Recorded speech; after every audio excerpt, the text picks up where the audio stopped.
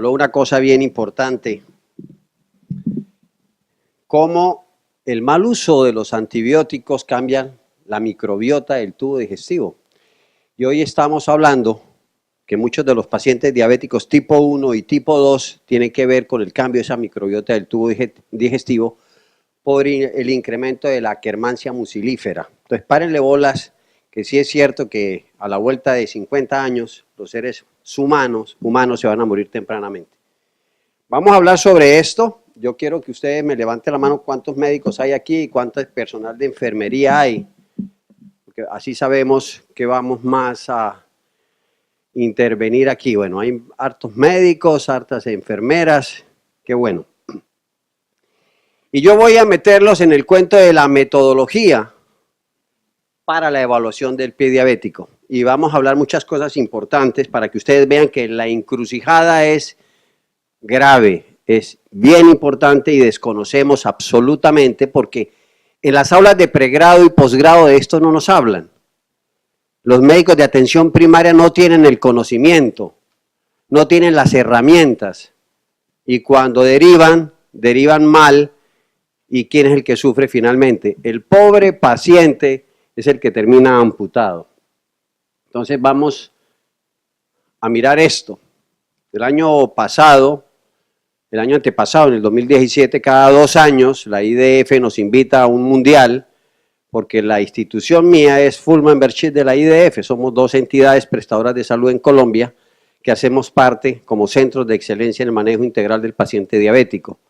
Entonces esto nos lo entregó el mapa del comportamiento de la diabetes en el mundo, y ustedes ven aquí cómo para el 2017, en esta edad, entre los 65 a los 74 años de edad, pues tenemos una población cercana a los 100 millones de pacientes diabéticos y entre los 20 y los 44 años tenemos 327 millones de pacientes diabéticos para una población cercana a los 430 millones de pacientes diabéticos en este momento diagnosticados en el mundo con una población similar no diagnosticada. Pero eso no nos debe importar mucho y sí cuando nos referimos a lo que pasa en América Latina, qué pasa en los Estados Unidos y qué le pasa para el 2017 en los Estados Unidos.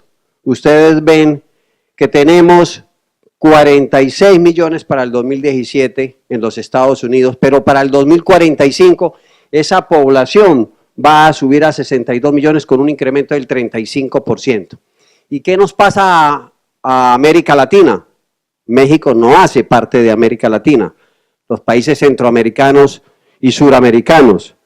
Y vemos aquí que para el 2017 tenemos 26 millones de pacientes diabéticos, pero mire lo que pasa para el 2045, que vamos a tener 42 millones de pacientes diabéticos con un incremento de la población del 62%. ¿Y por qué? Porque no hay ninguna política pública de salud tendiente a intervenir lo que hoy estamos hablando de diabesidad. Si yo levanto aquí la población que hay en este momento, más del 50% tiene un incremento del perímetro abdominal. Hay un incremento de la relación peso-talla y esa obesidad sumada a la herencia, pues está facilitando la gran pandemia global del siglo XXI, diabetes y obesidad, que produce mortalidad cardiovascular y entonces tenemos que empezar a cambiar esto, porque los pacientes diabéticos, todos en su defecto, si no tienen un control metabólico, van a terminar con una complicación catastrófica, que es el componente en el órgano de locomoción, todas las alteraciones de la biomecánica del pie sumado a la lesión neuropática y a la lesión vascular. ¿Quién nos enseñó mucho más antes de la enfermedad diabética en los estudios que se reportaron en neuropatía diabética? Ziegler. En el estudio Mónica Cora demostró que el 13% de los pacientes desde la prediabetes ya tienen neuropatía diabética y nadie la diagnostica porque no sabemos que existe el término de prediabetes. Y siempre analizamos y hacemos el ejercicio de la intervención terapéutica mirando la glucemia en ayunas desconociendo que lo primero que se altera es la glucemia postprandial y los valores de hemoglobina 1C que impactan sobre la desmielinización del nervio, especialmente a nivel de la fibra C corta desmielinizada. Y aquí va pasando entonces que hoy tenemos muchos diabéticos, tenemos diabéticos muy mal controlados, no examinados, examinados mal, son complejos, es una intervención costosa y no hay vigilancia epidemiológica. Gravísimo, ¿verdad? Porque entonces los pacientes que llegamos, que estamos tratando, si tomamos la ley de las mitades, y para eso se hizo el Observatorio Diabetológico que dijo, y eso es cierto en el mundo, que el 50% de los pacientes diabéticos no son diagnosticados. Del 50% de los pacientes diagnosticados son maltratados. De ese 50% maltratado, escasamente entre el 10 al 12% son regularmente controlados. Luego, más del 92% de los pacientes están sometidos a todas las complicaciones porque hay una inercia de nosotros, los médicos, en una intervención terapéutica y las entidades lo mismo. No les importa el paciente porque el paciente tiene un número de cédula que si se muere temprano, mejor para la institución porque va a gastar menos en el paciente. ¿Qué tenemos que hacer entonces en base a esto? ¿Esto por qué no anda? Acciones frente al PIA a nivel futuro. Debemos hacer prevención primaria, debemos hacer un autocontrol del paciente, debe haber equipos de salud fundamentales, debe haber un manejo multidisciplinario. ¿Será que es que me tapa ya y no veo o no lo coge?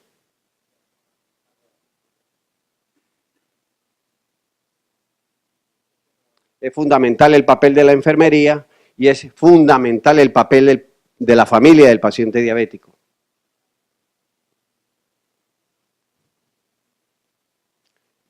Esto lo dijo la Federación Mundial de Diabetes en el 2005. Iniciemos con un buen paso evitando las amputaciones.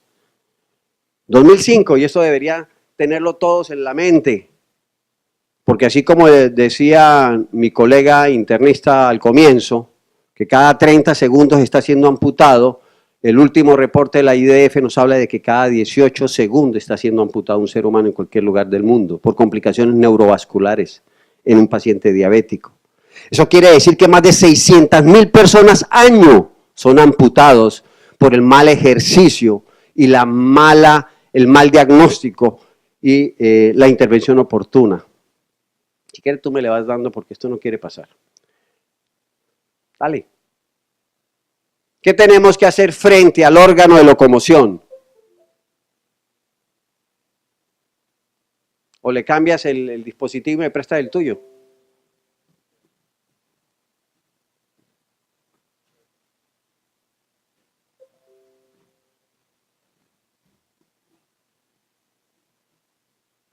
¿Cuál es, Picho? ¿Este? Ok. Entonces, ¿qué tenemos que hacer frente a ese paciente diabético que tiene un trastorno del órgano de locomoción?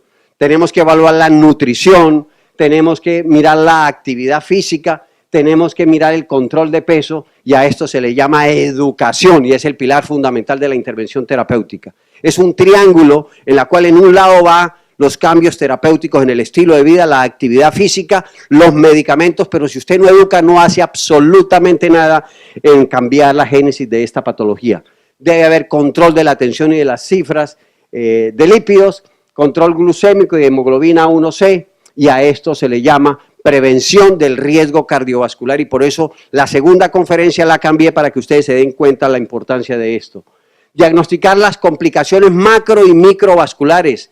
Si no tenemos más herramientas y no tenemos la accesibilidad a hacer una pletismografía, una fotopletismografía, un Doppler, una arteriografía del índice tobillo-brazo y dedo-brazo, es lo fundamental. Y todos los médicos que se cargan un fonendo y un tensiómetro y que ven un paciente diabético en la atención primaria deberían tener un Doppler que con eso solo hacen índices tobillo-brazo. Diagnóstico de complicaciones microvasculares. ¿Cuál es? La del ojo, la del riñón y la del nervio. Pero es muy triste que a un paciente diabético jamás le hagan un fondo del ojo, jamás revisen su función renal y jamás evalúen neuropatía sensitiva motora y autonómica, que es tan fácil, en 2 minutos se evalúa y usted no necesita mandar a hacer una electromiografía para que siempre le digan tiene una desmielinización simétrica distal ascendente que vale 500.000 pesos, que con 2 minutos con el NDS modificado del test de neuropatía diabética ustedes diagnostican neuropatía y pueden cambiar el curso de la alteración del pie con riesgo. Diagnosticar el pie del riesgo y categorizar el riesgo que tiene el órgano de locomoción, diagnosticar y prevenir patologías asociadas y mirar el componente psicológico del individuo, porque ese viejo termina metido en un zanalejo, muriéndose de tristeza y tampoco le hacemos la intervención psicológica al paciente y a esto se le llama diagnóstico precoz. Debemos tener un sistema de clasificación y ese sistema de clasificación del riesgo de pie pues nos permite, al quitar la media y el zapato, poder determinar qué tiene el órgano de locomoción y poderlo categorizar. Ah, carajo. Y poderlo categorizar aquí. Usted ve un pie que está aparentemente sano en un diabético, normales al examen externo, sin signos ni síntomas de neuropatía o enfermedad vascular, que tienen que categorizarlo, automáticamente deben evaluarlo y meterlo en una consulta diferencial una vez por año. Encontraron neuropatía sensitiva, categorícelo y tiene que verlo cada 6 meses. Encontraron neuropatía sensitiva y signos de enfermedad vascular periférica y o deformidades del pie, dedos en garra, en martillo, en mazo, pie cabo, pie plano. Inmediatamente debe llevarlo a una categorización de evaluación cada 3 meses y si ya hay una úlcera o una amputación menor, debe verlo por lo menos una vez por mes. Y eso es lo que vamos a intentar con la formación de ALAPID, la Asociación Latinoamericana de Pie Diabético, que ya salió un documento en la Cumbre de las Américas para que los países de América Latina entiendan la importancia de que el pie es un órgano vital para el ser humano. Y muchos pacientes se dejan morir porque no se dejan amputar y se mueren sépticos por esta patología. ¿Qué más tenemos que hacer? Un chest list de lo que le está pasando al pie. Pie está en riesgo, presenta el individuo diabético un pie diabético, y tenemos que evaluar la parte de la biomecánica. ¿Hay deformidades, sí o no? ¿Hay signos clínicos de hiperpresión o callosidades? ¿Hay pérdida de la movilidad articular? Y irlo estandarizando. Alteraciones ungueales. ¿Cómo está la piel? Mire, señores, ustedes no necesitan diagnosticar neuropatía diabética. Así vean, los ciegos lo pueden hacer. Solamente pasando la mano por el talón, si encuentran un talón fisurado, descamativo, apergaminado, cuarteado, deben pensar que debe existir una desmielinización de la fibra C corta, que va a aumentar esa desmielinización a la fibra C larga y comienza a presentar la primera manifestación de neuropatía sensitiva motora, que es la pérdida de la inervación de la glándula sebácea y sudorípara. Sencillo, y no lo hacemos porque no quitamos la media y el zapato. Seguimos mirando, debemos tener los elementos para evaluar el NDS modificado, en la cual utiliza 5 elementos: la rueda dentada, el martillo de reflejos, el termopen, el tacticón y el diapasón. Y dar un score con esos elementos que lo vamos a demostrar. Determinamos entonces la palpación de pulsos. Para eso están los dedos, evaluar el pulso pedio, el tibial, anterior o posterior, el popliteo, los femorales, pero tampoco lo hacemos. Palidez al elevar la extremidad, eritrocianosis o palidez, y eso se llama signo de Buerger, también se nos olvidó. Y ahí están diciéndole al paciente, tiene una enfermedad vascular. Seguimos mirando, hay ulceraciones o amputaciones y empezamos a hacer cosas por el paciente. Afortunadamente en Colombia y por allá en Canadá hay estos monumentos para el órgano de locomoción. A alguien se le ocurrió mostrar el pie que nos sirve para ir y venir. ¿Acaso ustedes, cuando llega el individuo a la consulta, lo ponen a caminar? una de los problemas del paciente diabético es la glicación proteica y el acortamiento del tendón de Aquiles, la atrofia de músculos interóseos, va a disminuir la marcha en el individuo. Ustedes van a encontrar que el individuo tiene dificultad al caminar en puntas o en talones, porque todo este proceso de acortamiento tendinoso le va a facilitar hacer una marcha plantígrada. Eso hay que hacer, la movilidad del pie. ¿Y por qué? Porque presión es igual a fuerza por área, y en la medida en que el individuo diabético, que ya tiene alteraciones proteicas de todas sus estructuras, va entonces a generar que durante el despegue de la marcha, y especialmente las hiperpresiones que se presentan sobre las cabezas metatarsales, van a facilitar que en una neuropatía sensitiva, motora y autonómica, el paciente con solo dar el paso produzca el deterioro de todo este mecanismo articular que tiene y produzca una osteoartropatía de Charcot, que es un tema importante, como todos los factores inflamatorios de alto y bajo grado, y especialmente RAN ligando, comienza a producir la destrucción del hueso y la fractura del mismo, y posteriormente la ulceración, la infección y la amputación temprana. No tenemos tampoco esto, que es un elemento para diagnosticar la pedigrafía simple, para mirar las hiperpresiones a nivel del pie, porque tampoco tenemos eso y tampoco podemos evaluar. Y determinar también en qué condiciones viene el calzado. Tampoco podemos mirar si el individuo está pronando o está supinando, y menos si tiene un pie cabo, si es un pie normal o es un pie varo. Porque todas esas alteraciones de la biomecánica van a producir entonces lesiones a nivel del pie. Fundamental esto. Los consultorios deben permitirle a uno al paciente que camine, y caminando uno ve todo el proceso que va a empezar a tener el individuo. Determinar los sitios de hiperflexión, especialmente del halus, una lesión, un halus valgus rígido, produce casi el 14% de la aparición de úlceras y posteriormente las amputaciones, especialmente en el halus. La articulación tibio-astragalina para revisar la flexión y extensión. Mire cómo en el individuo diabético comienza a disminuir el despegue de la marcha, y eso va a facilitar entonces lesiones importantes por acortamiento del tendón de Aquiles. Como la articulación de Lisfranc y Chopard, en la medida en que hay todo este proceso de glicación de proteínas, va entonces a disminuir la movilidad articular del paciente. ¿Acaso nosotros hacemos estas simplezas que nos puede determinar si hay una alteración motora a nivel de las manos o de los pies? El signo de rezo y el signo de abanico, la dificultad de la hiperextensión, la dificultad para que el individuo oponga los dedos en una persona normal, la perpendicularidad de las manos sobre los hombros, en una diabética tipo 1 y en un diabético 2, mire cómo la glicación de proteínas produce acortamiento de los músculos flexores, de los tendones de los flexores, y usted puede aquí meter un dedito. Una niña de 14 años ya que tiene una parálisis facial por neuropatía, y en un adulto ustedes ven que el signo de rezo, que no nos cuesta nada tampoco hacerlos, podemos diagnosticar ya que tiene una lesión motora.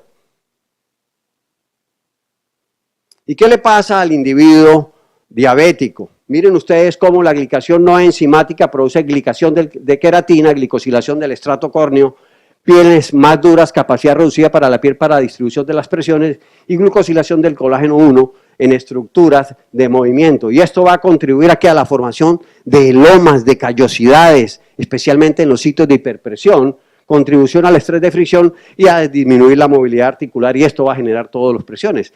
Diagnosticamos si el paciente tiene un pie griego, un pie polinesio, tampoco lo hacemos, y esto es fundamental para determinar qué le va a pasar al órgano de locomoción.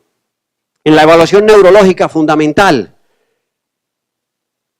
la Federación Diabetológica Colombiana duró 20 años, hoy tenemos un kit que la presidencia mía lo pudimos hacer la importación, lo tiene la federación, vale 200.000 pesos, se lo regalan con la guía de pie diabético, acabó de salir la tercera guía de pie diabético, para hacer la evaluación a través del score de neuropatía diabética, a través de los 5 elementos para diagnóstico. Y ahí están. Si no lo hacemos, pues el paciente va a llegar así, con esos dedos en garra, en martillo, en mazo, con las hiperpresiones que van a facilitar entonces los elomas, las hemorragias, las ulceraciones, las infecciones y posteriormente la ulceración, que va a terminar entonces en la pérdida de la extremidad. Y estas son todas las deformidades que le va pasando al paciente. ¿Y para qué sirve el NDS modificado a través de estos 5 elementos? puedo yo, a través de los 5 elementos, evaluar y diagnosticar el grado de neuropatía en el paciente diabético, sensitiva motora. Y entonces van a ver ustedes cómo a través de los 5 elementos yo podré determinar si el individuo tiene neuropatía sensitiva motora, si hay lesiones. Miren lo que nosotros hacíamos hace muchos años, eso se llamaba el test de Rieder, pero yo hace 15 años no lo hago. Hace 30 años lo hacía porque no teníamos más. Utilizamos acetilcolina y Lugol, y la acetilcolina me permitía expresar sudor en la glándula sudorípara. Lo primero que hace la neuropatía sensitiva es la desmielinización de la fibra C, acuérdense eso, la desmielinización de la fibra C corta produce la desnervación de la glándula sebácea y sudorípara, y por eso las pieles se vuelven apergaminadas, descamativas, acuarteadas y fisuradas. Y por eso yo le digo que un ciego puede diagnosticar una neuropatía sensitiva. El test de Rieder entonces me permitía, poniendo acetilcolina y Lugol, determinar la expresión de sudor de la glándula sudorípara. Yo podía decir aquí, el individuo tiene una neuropatía sensitiva severa porque no hay expresión de sudor de la glándula sudorípara. Y esto es para que ustedes entiendan que si yo le doy un puntaje al órgano de locomoción a través del NDS modificado versión 2, yo puedo determinar 2 parámetros. Monofilamento de Zen-Wettstein cargado con 10 gramos de presión y martillo de reflejo me da un valor de 0, 1 y 2. Y los otros 3 elementos, la rueda dentada, el termopen y el diapasón me da un valor de 0 a 1. Si yo evalúo la pierna derecha y la pierna izquierda, me da un puntaje de 0 a 3, el individuo está normal. Si tiene un puntaje de 3 a 6, tiene neuropatía leve. Si el puntaje le da de 6 a 9, tiene neuropatía moderada. Y si el puntaje le da de 9 a 14, tiene neuropatía severa. Diagnosticaron. ¿Por qué tienen que diagnosticar a través de electromiografía si esto es sencillo de hacerlo y tienen que tenerlo ustedes en la casa? Y a eso le vamos a apuntar. Ese puntaje ustedes lo valoran ahí y pueden determinar el grado de lesión que tiene el individuo. Y a nosotros nos llegó esto porque fue por petición de la federación que le dijimos a los laboratorios MER, oiga, tráiganos este parche que estaba embebido en cobalto. Ese parche, al ponerlo sobre la cabeza del grueso artejo, me permite revisar si hay neuropatía sensitiva por disminución de la expresión de sudor. Pues bueno, se lo llevaron, espérenle, me devuelvo aquí, se lo llevaron porque nadie lo usaba, se perdieron los parches porque nadie le dio el uso, valían 20,000 pesos. Se ponía el parche aquí y uno miraba cómo viraba rosado. Si el parche no cambiaba, neuropatía. Si cambiaba poquito, neuropatía. Y si el individuo viraba rosado, el paciente estaba normal, porque había sudor, tan sencillo. 10 minutos. Se podía hacer un estudio epidemiológico, pero nadie lo usó. Nosotros lo usamos. Importante esto, tampoco en la historia clínica ustedes piden el TSS. En la historia clínica de mi institución, todo paciente se le debe pedir el tipo de dolor. ¿Cómo le duele? ¿Le arde? ¿El dolor es lancinante? ¿Es cortante? ¿Es ardor o quemante? ¿Es parestesia? ¿Es adormecimiento? Frecuencia, ¿es ocasional, frecuente o continuo? La intensidad, ¿es ausente, leve, moderado, severo? Porque eso está estandarizado, eso no me lo inventé yo. Eso está validado epidemiológicamente y yo tengo que darle valor como epidemiólogo clínico que soy a lo que está validado a nivel del mundo, y eso me permite también a través de los síntomas que está expresando el paciente si tiene dolor o no. ¿Y esto qué es? La maravilla. Cuando yo utilizo el NDS modificado, yo debo saber en mi cabeza qué es lo que estoy preguntando. Y ustedes miren esto. Si yo tengo lesión de la fibra C corta desmielinizada, porque la vía del sorbitol y galactitol, producto de la hiperglucemia del individuo, cuando la glucosa no entra al músculo para ser metabolizada en la mitocondria y producir energía, se queda circulante y produce un polialcohol llamado sorbitol y galactitol, que es el responsable de todas las complicaciones y especialmente de la fibra C corta desmielinizada, pero la fibra C corta desmielinizada comienza a producir la sintomatología que le decía, piel seca, pergaminada, disrupción de la barrera cutánea, fisuras, y me está diciendo en dónde voy. Sigo evaluando al paciente y entonces voy a evaluar la fibra C y la fibra A delta y empieza a darme con el TSS lo que le está pasando a la fibra. El dolor es quemante, lancinante, hiperalgésico, alodínico, es un dolor profundo, penetrante. Y entonces, ¿para qué me sirve el termopen? Para eso.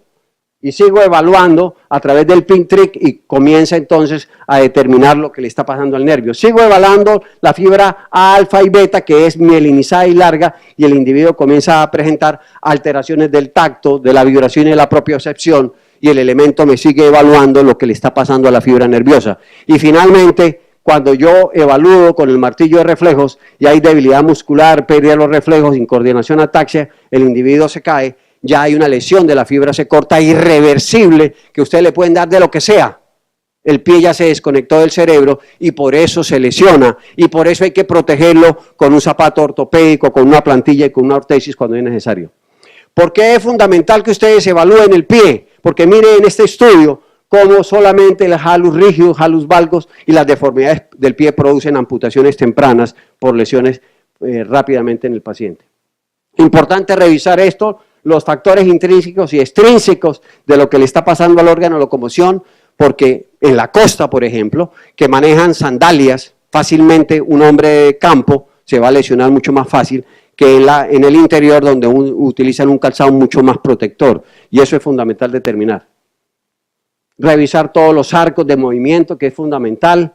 Mire todo lo que le va pasando al pie cuando uno no le quita la media ni el zapato, hasta que llegan los pacientes así.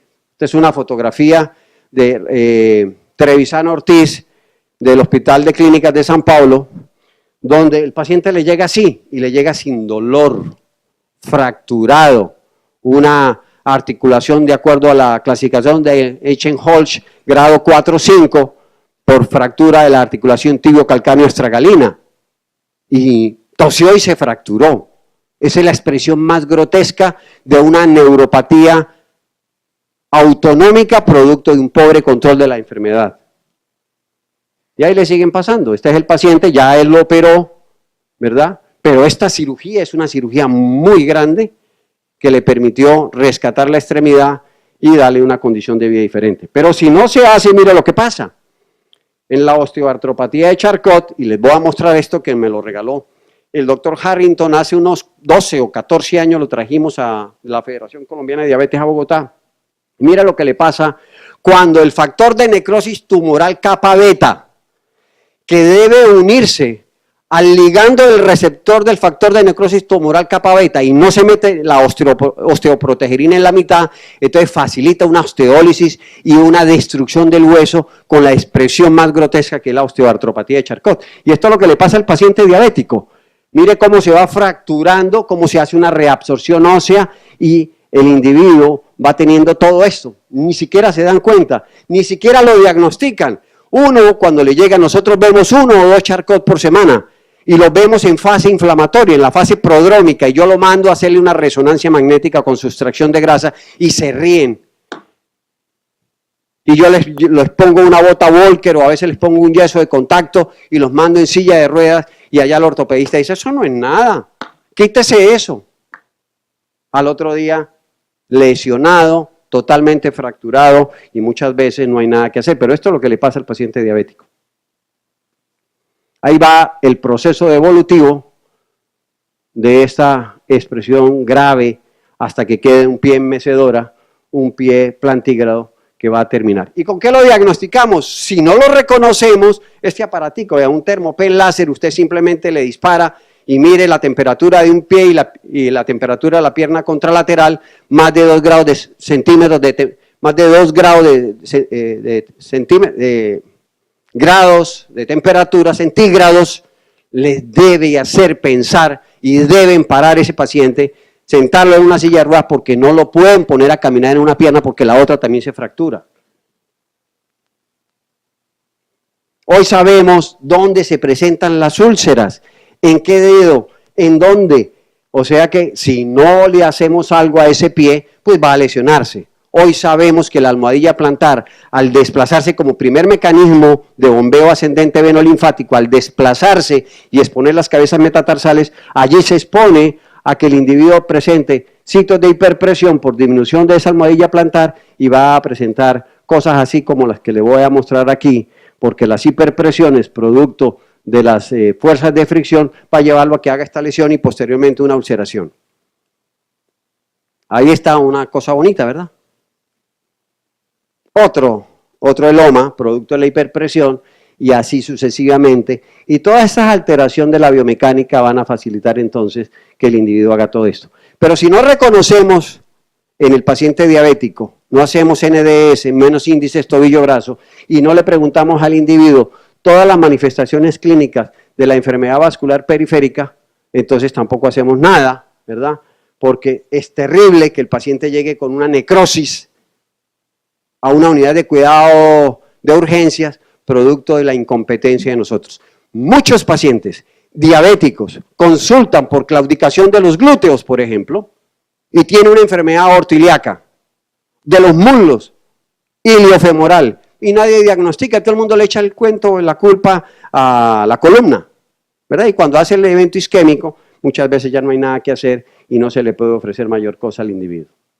Y ahí está lo que les decía, cómo en la medida que se va obstruyendo ciertos territorios del árbol arterial, va generando expresiones sintomatológicas de claudicación intermitente, y tienen que preguntar ustedes si el individuo tiene una claudicación intermitente 2A, 2B, 3 o 4, de acuerdo al dolor en reposo. Ahí está la semiología vascular, que también tenemos que hacerla, ¿verdad? Tocar todos los pulsos, la temperatura, y aquí eso era lo que decía María Isabel. A todo paciente diabético se le debería hacer una pletismografía y un índice tobillo-brazo. ¿Por qué? Porque nos mira, nos permite determinar la onda, el tipo de onda, la intensidad de la onda, las presiones segmentarias, si un segmento es mayor que el otro, si un segmento tiene más presión con relación al de arriba o al de abajo, y nos puede ir determinando el tipo de índice isquémico que tiene para determinar si tiene una isquemia clínica, una isquemia crítica o tiene una enfermedad de Monkenberg. Y ahí está, sencillo. Como ya lo dijeron, no lo voy a repetir, pero simplemente es medir las presiones sistólicas de los brazos, las presiones sistólicas de los tobillos y hacer el índice y sacar un índice que es determinar si el individuo está por encima de 0.9 a 1.2, normal. Si está por encima de 1.2, isquemia, enfermedad de Monkenberg, que es la calcinosis de la túnica media. Si está por debajo de 0.9 hasta 0.5, isquemia clínica, y por debajo de 0.5, isquemia crítica, y seguramente la extremidad se pierde. Y ahí está el dedo brazo, que es similar, hay que tener un manguito para el dedo. Individuos por encima de 0.5 de índice dedo brazo está normal, entre 0.5 y 0.3, isquemia clínica, por debajo de 0.3, isquemia crítica, y ya lo diagnosticamos. ¿Para qué sirve? Para remitírselo al cirujano vascular para que él tome la conducta. Ahí está el Doppler láser, es muy costoso. Pero ¿por qué tenemos que hacer eso? Mire lo que dice este estudio importante, vea. Para enfermedad arterial periférica, los individuos mayores de 50 años sin ser diabéticos, el 50% pueden ser asintomáticos. Hasta el 50% pueden tener dolor atípico de miembros inferiores. El 35% pueden claudicar y el 2% llegan a isquemia. Y cuando llegan a isquemia ya no hay nada que hacer, porque la infección más el componente vascular pues va a agravar esto. Y miren, lo importante es determinar esto.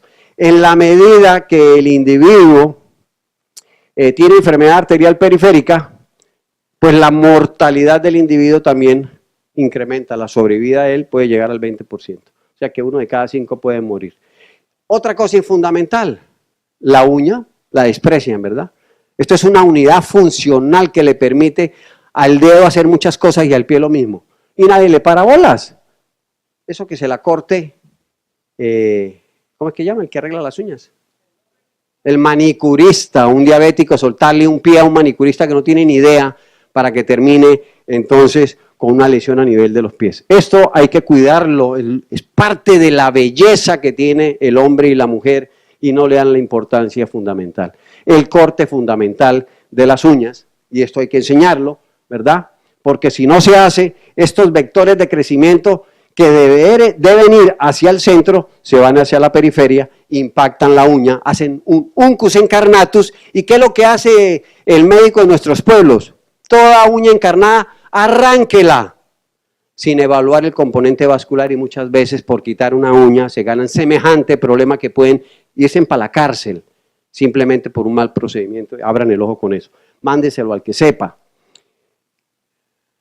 este estudio importante, como tasas de gangrena y ulceraciones en pacientes diabéticos con micosis ungueal pueden llevar al 12% de amputaciones. Mire, diferente los diabéticos sin onicomicosis. Lo mismo para infecciones bacterianas, diabéticos con onicomicosis el 16% de amputaciones como valor predictivo y en no diabéticos sin onicomicosis el 6%. Eso es fácil, quitar las uñas.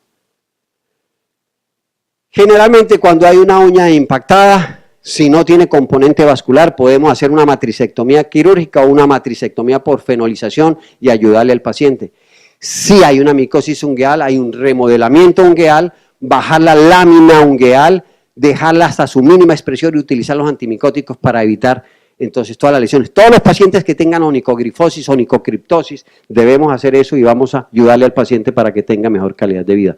Esto es una matricectomía quirúrgica en un chico que tenía un cus incarnatus, pero periódicamente le sacaban la uña.